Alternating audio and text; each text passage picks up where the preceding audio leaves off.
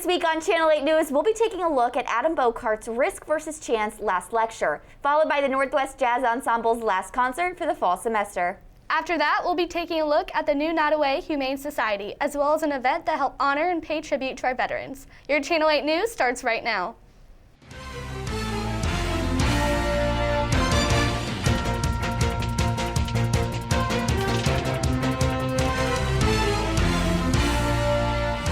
Thanks for tuning in to Channel 8 News. I'm Alexis Cooner. And I'm Courtney Rowe. The Last Lecture Series is an annual event sponsored by Northwest Society of President's Scholars, where a faculty member of Northwest is allowed to speak as if it were the last lecture of their career. The lectures are free and are open to anyone who wants to attend. Last Thursday, mass media professor Adam Bochart presented his lecture titled Risk vs. Chance in the Student Union Ballroom, and I got to sit down with Adam as well as the Secretary of Society of President's Scholars to learn more about the event and the lecture Adam gave. Northwest mass media professor Adam Bochart presented his lecture Risk vs. Chance at the Last Lecture Series last Thursday in the Union Ballroom. I talked about just the importance of taking risks, especially in this field, even if those risks aren't like life-changing or life-altering, even small risks to tell a story that you're maybe not the most comfortable talking about, and what a massive difference those can make creatively and in your career and just in you as a person. While the educators who present at the Last Lecture Series are incredibly vital, it all starts with the people behind the scenes with the Society of President's Scholars, one of those being Emma Bjork. The Last Lecture Series is something that the Society of Presidential Scholars puts on. The way we pick candidates is basically we have a big group meeting and we ask, who are some of your favorite professors? Who are the ones that have had the greatest impact on your life? And so I nominated Adam Bochart personally because he goes above and beyond for his students. He's always there when you need him, and he's just very charismatic, and I felt like his life experience needed to be shared with people outside of mass media and communications because it was so relevant and so important. There's no denying that giving our educators the opportunity to speak outside of their classroom setting and teach more than just their curriculum is something that is incredibly valuable. I think we get so caught up in the monotony of get people through the classes, get the tests done, get the quizzes done, get the projects done, that they don't really get a chance to share about their life experience. I think it's important to know the person behind that lecture because they've got more of a story to share than anyone that would. With stories that matter to you, this is Courtney Rowe from Channel 8 News.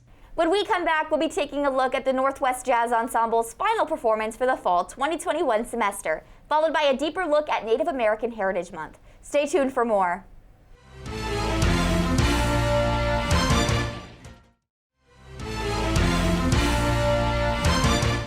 Welcome back to Channel 8 News. I'm Alexis Cooner. And I'm Courtney Rowe. So far this semester, we've seen several musical performances from various ensembles here at Northwest. The Northwest Jazz Ensemble is a select group of musicians dedicated to the performance of a wide variety of jazz and commercial music. Last week, the Northwest Jazz Ensemble performed their last concert for the fall semester in the Charles Johnson Theater under the direction of Dr. Robert Pippin and Dr. Bill Richardson. Chase Chambers has more on the story. Last week, the Fine and Performing Arts Department had their jazz ensemble that also included the studio jazz band in the Charles Johnson Theater. Dr. William Richardson, a music professor here at Northwest, talks on the preparations the students have been putting into this concert. So the jazz ensemble and studio jazz ensemble have been in rehearsals. So the jazz ensemble rehearses Monday, Wednesday, Friday at noon, and the studio jazz ensemble rehearses Mondays and Wednesdays at 1. So we've been doing this since late August when school started.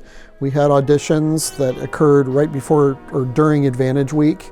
It was really great having so many people there at the performance. The audience was very energetic, and so I think our students responded super well to that with both ensembles. I gotta tell you, I'm super proud of both. The ensemble is an audition-based group trying out in early August to ensure they have enough time to prepare. The ensemble has concerts throughout the year. The concert series began in October at the College Park Pavilion and will run throughout the school year. For more information on the concert series, be sure to check out the Northwest calendar for when the next performance is. For stories that matter to you the most with Channel 8 News, I'm Chase Chambers. Thanks, Chase. November is known as Native American Heritage Month, a time to celebrate rich and diverse cultures, traditions, and history. It's important to acknowledge the many contributions of the Native people by educating the general public about tribes, raising general awareness about the unique challenges Native people have faced both historically and in the present, and how they've worked together to conquer these challenges. With that being said, Uhome and April Moltok sat down with Diversity and Inclusion Coordinator Brittany Roberts to discuss the importance of this topic and how the Office of Diversity and Inclusion is bringing awareness to the Northwest community. It's Native American Heritage Month, and on Thursday, the 11th of November, I sat down with Diversity and Inclusion Coordinator Brittany Roberts to discuss her views on cultural appropriation and how the Office of Diversity and Inclusion plans to create awareness on the topic here on campus.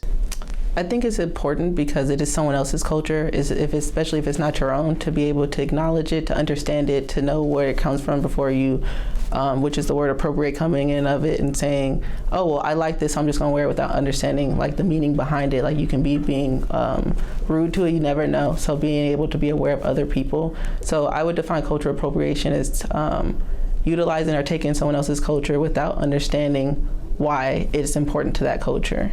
The Office of Diversity and Inclusion hosted a movie night in the boardroom of the union where students gathered to watch More Than a Word, a documentary targeted at helping people understand the issues behind the use of derogatory terms and why they shouldn't be accepted in society. We chose that documentary in particular because it talked about the whole idea with mascots and how it's culture appropriating for the Native American people here that live in the United States.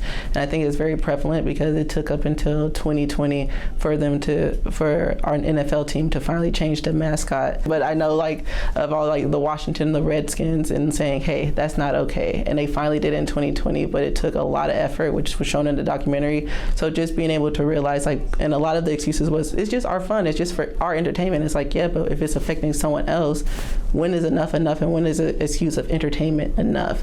And it's that whole thing of passion versus trend that I think we're trying to cipher through when it comes to diversity and inclusion. The Office of Diversity and Inclusion is working towards creating long-term changes here on campus that will inspire students to be both inclusive and respectful of different cultures and backgrounds. For the stories that matter to you, I have been Uhome and April Moltok.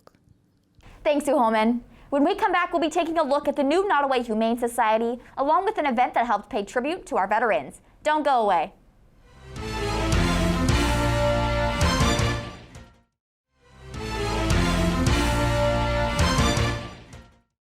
Welcome back to Channel 8 News. I'm Courtney Rowe. And I'm Alexis Cooner. Have you or anyone you know been searching for a new furry companion? The Nodaway Humane Society is a shelter here in Maryville, Missouri that provides care to lost, abused, or unwanted dogs and cats. Their mission is to advocate the humane treatment of all animals and to reduce overpopulation through a successful spaying and neutering program. Kenzie Denning met with one of the managers of the establishment, as well as a student volunteer, to get the inside scoop on this establishment. The new Nodaway Humane Society is an animal shelter that houses cats and dogs here in Maryville. People volunteer every day to either run around with the dogs or sit in the cat room and play. On Friday, November 12th, I sat down with one of the managers, Casey Fish, to get a better insight on how many animals come into the shelter. Yearly, we have between 750 and 800 that come in. I would say dogs come in, I would say a good 2 to 3 days a week. We get at least one new one. I don't think a week has gone by that we haven't gotten at least one new dog. Cats come in almost daily, whether it's an owner surrender or a stray that somebody found, or a litter of kittens. Every day that we're open, we are getting cats. After talking with Casey, I spoke with one of the volunteers, Ray Bauer, to ask about her volunteer work. Me and my roommate started coming here freshman year, and we're juniors now, so since around freshman year. I definitely am a dog person, so I always go and see the dogs and then take them outside. That's my favorite thing to do. We would if our landlord would allow animals, but no, we haven't adopted any. The new Nodaway Humane Society is always looking for people to adopt. So if you're looking for a cute furry friend, go to the new Nodaway Humane Society website for more information. This has been Kenzie Denning with Channel 8 News. Thanks, Kenzie. Veterans Day is a federal holiday in the United States observed annually on November 11th. For honoring military veterans of the United States Armed Forces. Last Thursday, Northwest commemorated Veterans Day and helped pay tribute to veterans at the Carl and Cheryl Hughes Fieldhouse, with military exhibits and activities including a ruck march, push-up and pull-up contests, and more. Lauren Adams sat down with the Director of Corporate Relations, Jill Brown, and Northwest Gold Program Officer in Charge, Captain James Richardson, to get the inside scoop of this event. Northwest Missouri State University held the Tribute to Veterans event on Thursday, November 11th to honor those who have served in the United States military. Attendees had the option to participate in a variety of activities such as weight pulls, a ruck march, pull-ups, and even face painting. Jill Brown, Director of Corporate Events at Northwest, has enjoyed helping put on this event each year. Veterans Day celebration has been happening for a couple of years now here in Hughes Fieldhouse. Over the years, we've done a wide variety of activities, but a few years ago, we decided let's make it a little bit more hands-on. So since we've been doing that, we get a lot of school groups in as well as community groups as well. So I think it's always a success. Any reason that brings people together to celebrate our veterans is good with me. Our goal in doing this event is really just to remind people of our veterans and our service members, because these individuals choose every day to get up and serve our country, and I just don't want ever that to be forgotten. And I love an opportunity that allows us to celebrate them kind of in a fun way, but again, it's something that gets people talking and remembering and maybe asking questions. Captain James Richardson, veteran and the Northwest Gold Program officer in charge, appreciates the community's support at the event. So my history, I've kind of been over there, so I've had multiple experiences here. I've deployed overseas 4 times. I'm curriculum over 19 years now, so I've been around a little bit, but like I said, overall, you know, being a veteran myself as well there, I'm always looking to get back here, but I said a little over 19 years between Oklahoma and Missouri National Guards. Well, I think, you know, Veterans Day is always a dynamic thing, so I think for me it just means a lot there because there's so many people who've gone overseas, done what they've done, served in the Army, and you know, all the branches, right? So it's not just Army here on this day. So it always means a little extra because I have family came here. I have a little bit of family lineage as well. So there's a little extra personal feeling there, but also you just recognize those who don't always want to be recognized sometimes. For the stories that matter to you, this has been Lauren Adams with KNWT Channel 8 News. Thanks, Lauren. Well, that's all the time we have here for Channel 8 News. Be sure to tune in next week as we highlight some of the greatest moments and PACs throughout this semester. For the stories that matter to you, be sure to tune in every Monday through Thursday at 6 p.m. right here at KNWT Channel 8. Or you can find us on our YouTube page at KNWT TV. From all of us here at Channel 8 News, I'm Alexis Cooner. And I'm Courtney Rowe. And have a great night.